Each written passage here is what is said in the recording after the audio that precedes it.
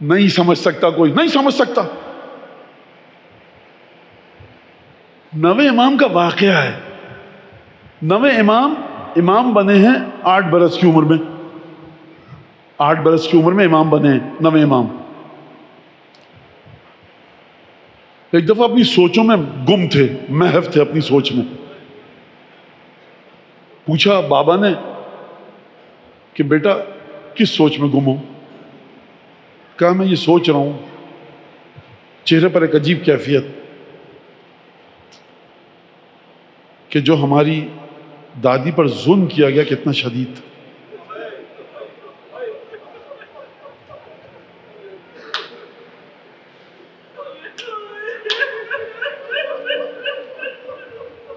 کوفے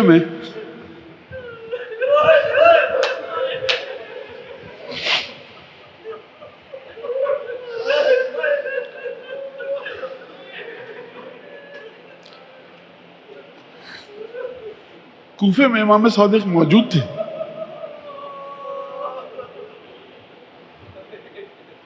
اور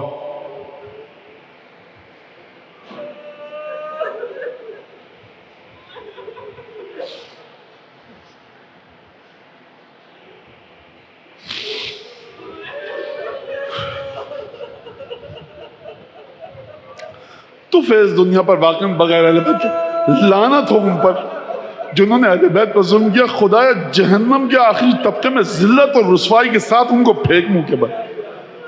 اور جو انسان جس دین سے تعلق رکھتا ہے، جس فرقے سے تعلق رکھتا ہے، جس مذہب سے تعلق رکھتا ہے، اگر رتی برابر سجدہ کا احترام کرتا پروردگار اس کو بہترین تحفے عنایت فرما. ہمارا مذہب ہے محبت سیدہ.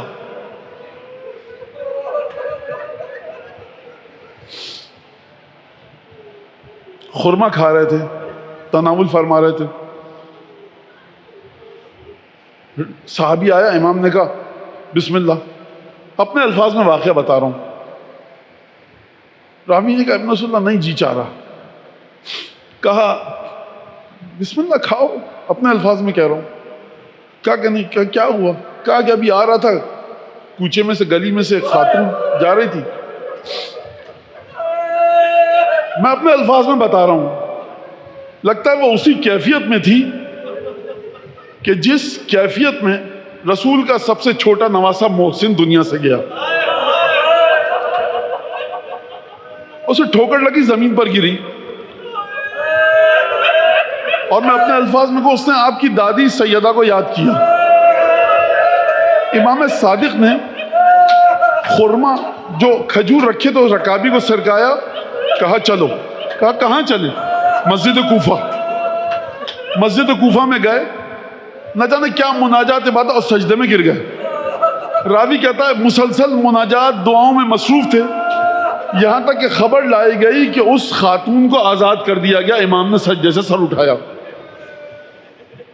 اور اس کے بعد کہا کہ حاکم نے کچھ سکوں کی تھیلی اس خاتون کے پاس بھیجی تاکہ بہرحال ہم نے تمہیں پکڑ لیا، گرفتار کیا، لہذا سکوں کی تھیلی بھیجی کہ اس کے دل کو ذرا تلطیف کیا جائے. کہا مولا آپ کے چاہنے والی ہے. اس نے سکے لینے سے انکار کر دیا. نہایت اسرت اور غربت کے عالم میں تھی. سکے، روایت ہے کہ امام صادق نے جتنے سکے حاکم نے بھجوائے تھے اس سے بہت کم مقدار میں مولا سکے بھجوا سکے. کہا ہماری طرف سے جا کر اس کو دینا. یہ جناب سیدہ کے سلسلے میں آپ دیکھیے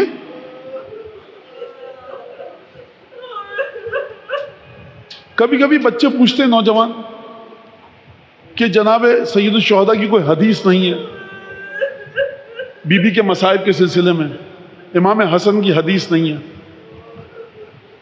اس کے مختلف جوابات علماء نے دیے ہیں، لیکن ایک جواب جو بہت عام فہم اور سادہ سا ہے وہ میں آپ کی خدمت میں بیان کروں. کبھی کبھی واقعہ اتنا تلخ ہوتا ہے کہ امام معصوم گفتگو نہیں کر پاتا. آپ امیر مومنین کی گفتگو کا مطالعہ کیجئے نہج البلاغہ میں. 40 دن ایک روایت ہے، 75 دن اور 95 دن، 95 دن تک سیدہ قید حیات میں نہیں بابا کے جانے کے بعد۔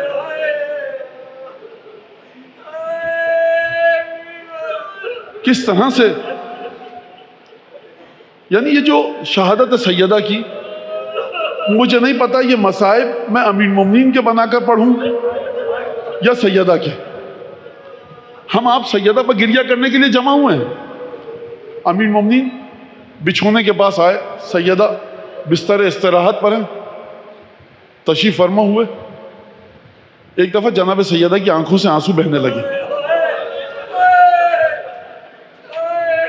جناب امیر سمجھے، جانتے ہیں کہ سیدہ نے کوئی شکوہ نہیں کیا۔ میں ایک جملہ کہوں آپ سے، جناب امیر کے بدن پر احد میں بہت زخم لگے، ڈھیروں زخم لگے احد میں جناب امیر کے بدن پر، لیکن تاریخ میں واقعہ علماء لکھتے ہیں کہ علی بن ابی طالب نے کبھی نہیں بتایا کہ دیکھو یہ زخم میرے یہاں لگا، کبھی نہیں بتایا۔ کیوں؟ رسول کی خدمت کے لیے میں نے انجام دیا، رسول نے قبول کیا، تم لوگوں کی حیثیت کیا ہے کہ میں بتاؤں کہ یہاں زخم لگے؟ اگر علی ایسے ہیں تو یہ جو بازو میں درد ہے نا اور پہلو میں، یہ امیر المومنین کی نصرت میں لگا ہے۔ سیدہ جانتی ہیں کہ میں علی سے کہوں یا علی بازو میں بہت درد ہے، علی کے دل پر محسن کی شہادت کا غم ہے، علی کے دل کو کتنی تکلیف پہنچے گی۔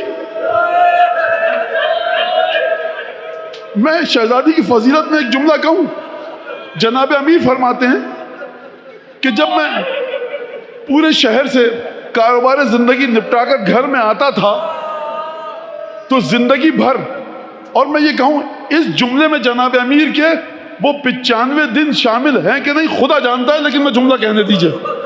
کہا جب میں سیدہ کے وجود مبارک کی زیارت کرتا تھا، رحمت للعالمین کی بیٹی ہیں، تو ایک عجیب سکون دل میں آتا تھا، یہ برکت تھی وجود سیدہ کی۔ میں کہوں گا یا علی، کیا جب 95 دنوں میں آتے تھے تب بھی سیدہ کی وہی کیفیت ہوتی تھی؟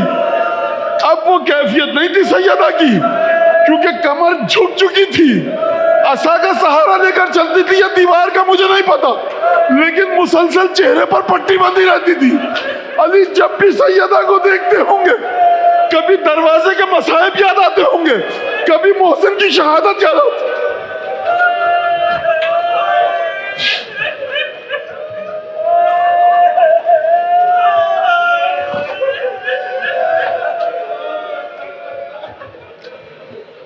بس ایک دفعہ وہ وقت آیا، اسما دیکھو ہم حجرے میں جا رہے ہیں، جب تک ذکر کی آواز آتی رہے سمجھنا رسول کی بیٹی زندہ ہے، اور جب ذکر کی آواز آنا بند ہو جائے سمجھ لینا رسول کی بیٹی دنیا سے چلی گئی۔ حجرے کا دروازہ بند کیا، ایک دفعہ ذکر کی آواز آنی بند ہوئی، اسما نہایت شدید مودت رکھتی ہیں، محبت سیدہ سے، شیدائی ہیں اہل بیت کی۔ آپ یہاں گریہ کریں، اسما کے چہرے کی کیا حالت ہوئی ہوگی۔ اچانک شہزادے تشریف لائے، عصر کا وقت تھا، مغرب کی اذان نہیں ہوئی تھی، اسما نے غذا رکھی، کہا بچوں کھانا کھاؤ۔ بچوں نے کہا اسما یہ کھانے کا کون سا وقت ہے، یہ بتائیے مادر گرامی کہاں ہے؟ کہا حجرے میں ہیں، آرام آ چکا ہے۔ یہ جو آرام آ چکا ہے کہ مطلب جانتے ہیں، یعنی اس مدینے کو چھوڑ کر تمہاری ماں جا چکی ہے، جس مدینے نے اتنی اذیتیں دی سیدہ کو کہ رات کو رونے پہ اعتراض، دن میں رونے پہ اعتراض۔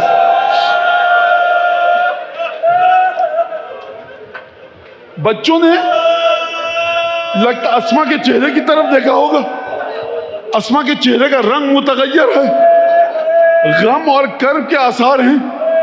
بچے دوڑتے ہوئے حجرے میں گئے اور اپنے آپ کو ماں پر گرا دیا۔ سیدہ کی روح بدن سے جدا ہو چکی ہے،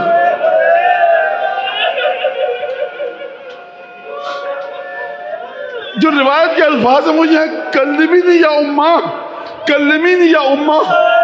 مادر گرامی کچھ تو گفتگو کیجئے، مادر گرامی کچھ تو گفتگو کیجئے. بس ایک دفعہ جب دونوں شہزادوں نے گفتگو کرنے پہ اصرار کیا، ماں کی طرف سے جب جواب نہ آیا، بخدا اس ایک جملے میں امام حسن مجتبیٰ کے 7 برس کے امام مجتبیٰ، اس ایک جملے میں وہ فضیلتیں چھپی ہیں. ماں کے لاشے پر بیٹھ کر جو حسن نے جملہ کہا، ایک دفعہ جب دیکھا کہ ماں گفتگو نہیں کر رہی، حسن نے ایک دفعہ توقف کیا، حسین کی طرف دیکھ کر کہا بھیا تمہیں ماں کے غم میں صبر دے خدا. یعنی ماں رخصت ہو گئی. خانوادہ نبوت کو سمجھے، حسن نے دلاسا دیا حسین کو کہ بھیا ماں رخصت ہو گئی، صبر کا مقام ہے. دونوں شہزادے اجلت کے ساتھ علی مرتضیٰ فاتح خیبر کے پاس پہنچے. کہا بابا ان ابنت محمد قد فارقتنا، مصطفیٰ کی بیٹی ہمیں چھوڑ کر چلی گئی. علی نے سنا فغشی علیہ فسقط لوجہہ، سیدہ کی شہادت کی خبر سنی.